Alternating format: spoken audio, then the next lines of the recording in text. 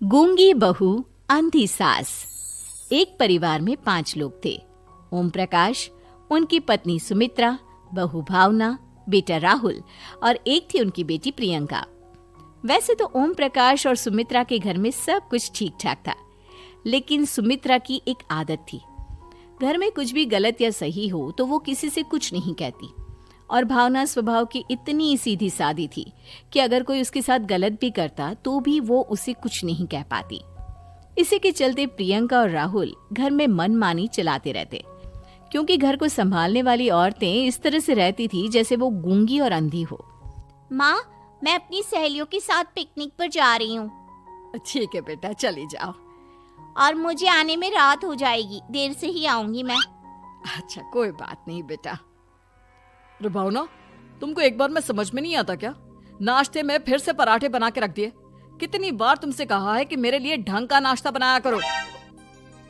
ठीक है जी, आगे से ध्यान रखूंगी। अरे ये बहू से किस तरह से बात कर रहे हो तुम राहुल? अरे तो और क्या करूं पापा, इसको कही बात एक बार में समझ में ही नहीं आती। सुमित्रा, तुम अपने बेटे को समझाती क्यों नहीं? बहू से बात करने का ये क्या तरीका है? अरे जिसकी जैसी मर्जी आए करो, मुझे क्या। भावना बेटा, तुम भी तो कभी कुछ कहा करो। इस तरह क्यों सबकी बातें सुनती रहती हो?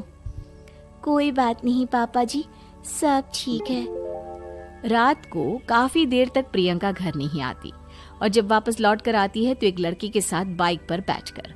सुमित्रा और भावना दोनों ही प्रियंका को लड़की के साथ देख लेते हैं। आज तो जोर से डांट पड़ने वाली है, लेकिन मैं डर क्यों रही हूँ? माँ तो सब कुछ देखकर भी अंधी बनी रहती है। और रही बात भाभी की, वो किसी को कुछ नहीं बताने वाली। कहने को भगवान ने आवाज दी है, लेकिन गूंगी है गूंगी। अरे प्रियंका बेटा, इतनी रात को कॉलेज से लौट कर आ रही हो? कहाँ गई थी तुम? पापा, वो सहेली के घर पर थी, पढ़ाई करने के लिए रुक गई थी। अच्छा, ठीक है, जाओ अपने कमरे में जाओ और सो जाओ। सुमित्रा ने अपनी बेटी को एक लड़की के साथ इतनी रात को आते देखकर भी उससे कुछ नहीं कहा और भावना ने भी इस बारे में किसी से कोई बात नहीं की। कुछ दिनों के बाद मामा जी का फोन आया था। उन्होंने प्रियंका के लिए कोई रिश्ता ढूंढा है। लड़के वाले उसे देखने आ रहे हैं। अरे मुझे नहीं करनी शादी वादी, किसी लड़की को बुलाने की कोई जरूरत नहीं है। ये तुम क्या कर रही हो प्रियंका बेटा? तुम्हारी शादी की उम्र हो चली है और तुम्हारे मामा जी ने बहुत अच्छा रिश्ता बताया है। पापा, अब जिद क्यों कर रहे हैं? और आप क्यों मेरी मर्जी के खिलाफ शादी कराना चाहते हैं? अरे माँ, इसको समझाइए ना। आपकी बेटी, आप तो बस चुपचाप सब कुछ होते हुए भी देखती रहती हैं। अरे तो क्या कहूँ, और मेरे कहने से क्या हो जाएगा? वैसे भी गलत क्या हो रहा है, सब कुछ सही तो है। भावना बहू, देखो तो प्रियंका हमारी बात नहीं समझेगी, लेकिन वो तुम्हारी हम उम्र है। क्या पता तुम्हारे कहने से उसे कुछ समझ में आ जाए। नहीं पापा जी, मेरे कहने से कुछ नहीं होगा। मैं प्रियंका को कैसे समझा सकती हूँ? वो ननद है मेरी, कहीं मेरी किसी बात का बुरा मान गई तो? सुमित्रा और भावना में से कोई भी प्रियंका को कुछ नहीं समझाता। इस बात से राहुल और ओम प्रकाश जी दोनों ही परेशान हो जाते हैं। और फिर जब लड़का प्रियंका को देखने के लिए आता है, मुझे आपकी बेटी बहुत पसंद है, मैं उसके साथ शादी करने के लिए तैयार हूँ। देखो, मुझे तुमसे शादी नहीं करनी, और ये बात जितनी जल्दी समझ में आ जाए अच्छा रहेगा। अरे तो फिर आप लोगों ने मुझे यहाँ बुलाया ही क्यों? माफ कर दो बेटा, वो हमारी बेटी जरा गुस्से में है, हम उसे समझाने की कोशिश करते हैं। हाँ, देखिए आप नाराज मत होइए, वो तो उसने बस ऐसे ही कह दिया होगा। अरे कोई ऐसे ही कुछ कहता है क्या?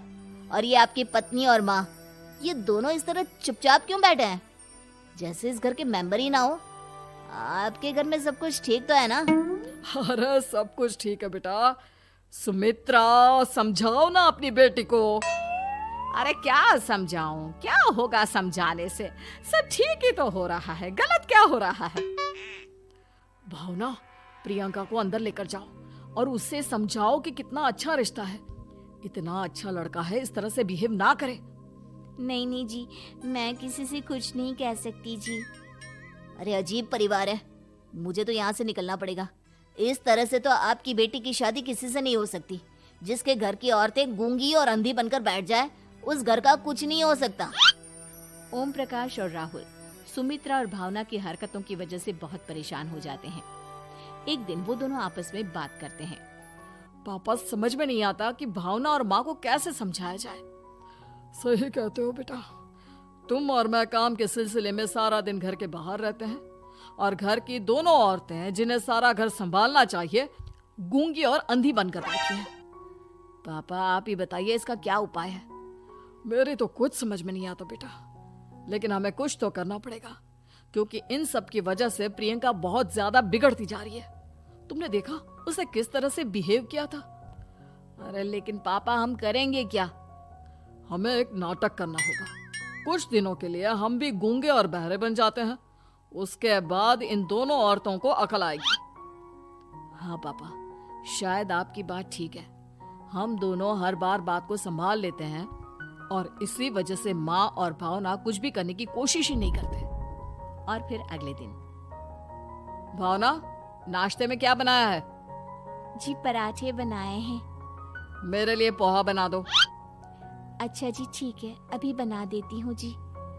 बहू, नाश्ते में क्या बनाया है? पापा जी पराठे हैं और पोहे बन रहे हैं। अरे बहू, मुझे तो उपमा खाने का मन था, मेरे लिए उपमा बना दो। ठीक है पापा जी, अभी बना देती हूँ। भाभी जल्दी से जरा मेरा कॉलेज का टिफिन तो पैक कर देना। और सुनो, मुझे ना भिंडी की सब्जी खाने का मन है। सुमित्रा चुपचाप बैठी बैठी सब कुछ देख रही थी। उसने किसी से कुछ भी नहीं कहा और ये देखकर भावना को मन ही मन गुस्सा आ रहा था, लेकिन वो किसी से कुछ नहीं कह रही थी। उसे लग रहा था कि ओम प्रकाश जी जो हमेशा उसकी साइड लेते थे वो भी आज चुपचाप बैठे हुए थे। शाम के वक्त प्रियंका अपने बहुत सारे दोस्तों को लेकर घर आती है और उधर दूसरी तरफ से राहुल भी अपने ऑफिस के दोस्तों को लेकर घर आ जाता है। प्रियंका अपने कमरे में तेज म्यूजिक चलाकर डांस करती है और राहुल अपने दोस्तों के साथ बैठकर जोर जोर से हंस रहा था। प्रियंका और राहुल मिलकर पूरे घर को अस्त व्यस्त कर देते हैं, लेकिन भावना उनसे कोई शिकायत नहीं करती और सुमित्रा जी भी चुपचाप बैठी रहती है। लेकिन भावना और सुमित्रा के अंदर का गुस्सा धीरे धीरे बढ़ रहा था। फिर रात को ओम प्रकाश और राहुल एक दूसरे से बातें करते हैं। पापा, हमने इतना कुछ किया फिर भी भावना कुछ बोलती ही नहीं और माँ भी कुछ गलत करने से किसी को रोकती ही नहीं। तुम चिंता मत करो बेटा, इन दोनों के अंदर का गुस्सा भर रहा है और बहुत जल्दी बाहर आने वाला है। अगले दिन, अरे बहू, ये कपड़े धुले हैं या गंदे हैं? पापा जी कपड़े तो मैंने धोकर ही आपकी अलमारी में रखे थे। मुझे तो साफ नहीं लग रहे, एक बार और धो देना। प्रियंका, मैं सोच रहा था कि तुम्हें उस लड़के से शादी नहीं करनी है ना, मत करो। एक काम करो, वैसे भी क्या रखा है शादी वादी में, तुम्हें जो लड़का पसंद है उसके साथ जाकर कोर्ट मैरिज कर लो। इस बार ओम प्रकाश और राहुल की बात सुनकर भावना और सुमित्रा के अंदर का गुस्सा जाग उठता है।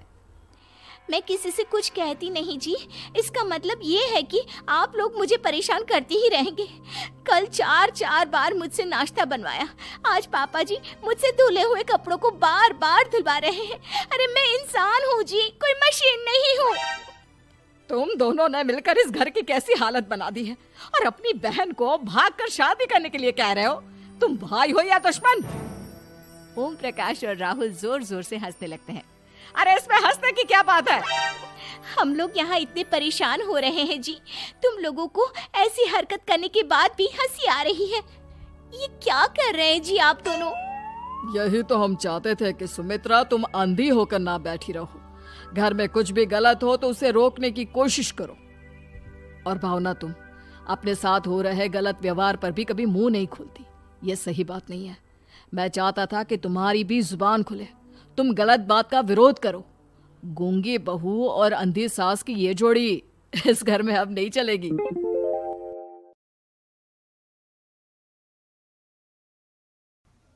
अगर चैनल पे नए हैं तो प्लीज़ चैनल को सब्सक्राइब करें एंड बेल आइकन को दबाना ना भूलें। धन्यवाद।